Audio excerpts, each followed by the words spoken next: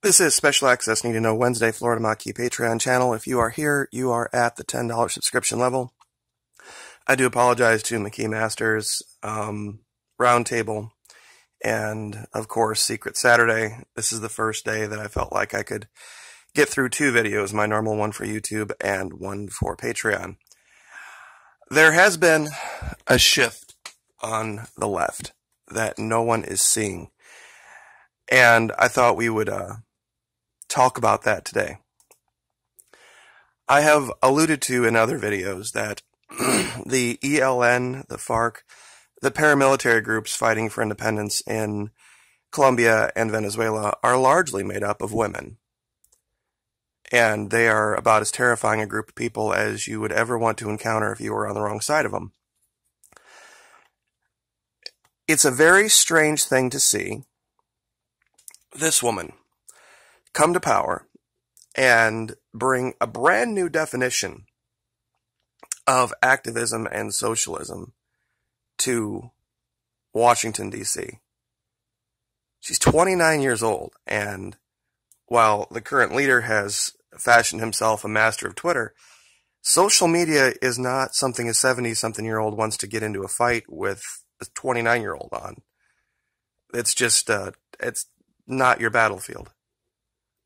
And she reminds me a lot of this story, The Handmaid's Tale, where it's this dystopian future, but you see the left putting out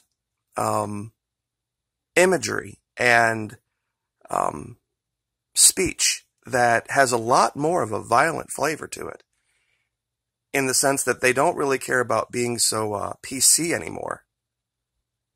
And I think they're starting to let that go.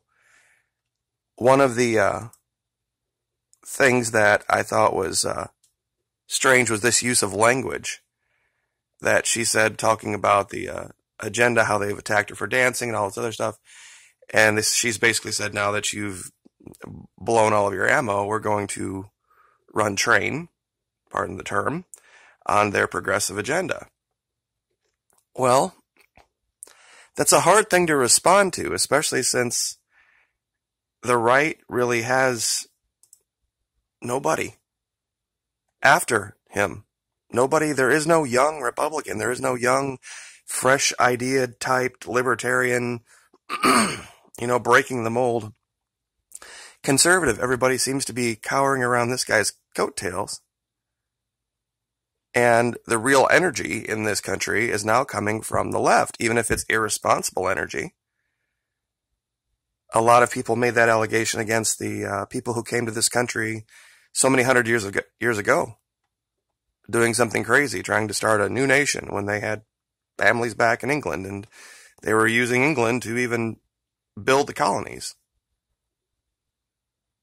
They still said they wanted to do something different, and a lot of them were seen as rebels and traitors and, criminals. And this is, I think, where we are. We're in that weird place now where we think we know who the players are when we really don't. Because I don't know if it's going to be an either-or situation going forward. I don't think the ultra-left or the ultra-right has a bead on what's really going on the ground, either in Central South Latin America or here in this country. Because people are caught in between, especially those 800,000 people not picking up paychecks.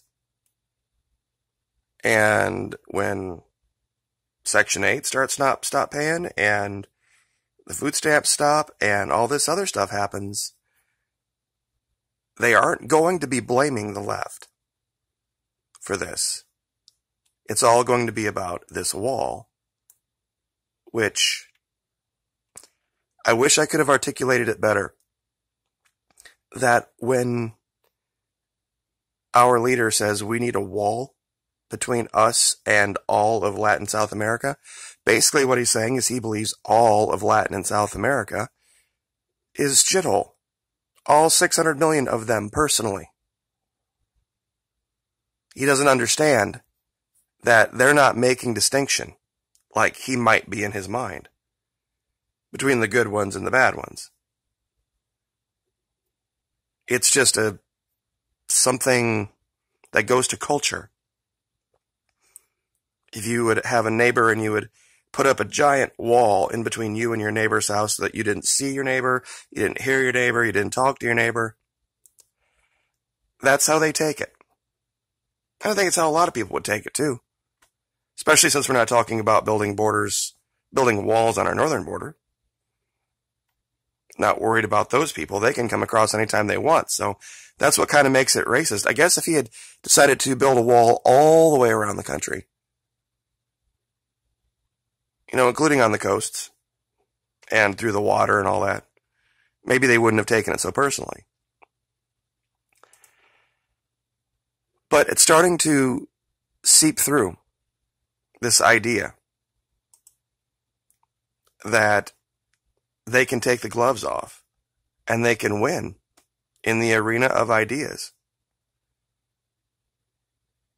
Because when it devolved into this idea, and I know I'm kind of rambling here,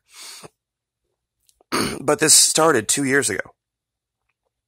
When everything devolved into who can make who feel more afraid, who can make who feel more at angst, on edge, who can make who worry about the opposition more. That was almost the contest. We can make you be more afraid of Hillary than you can make your people be afraid of Trump, was the idea. And this is the end of it. And there used to be a time when the right thought dissent was patriotic. But I guess we will just leave that there.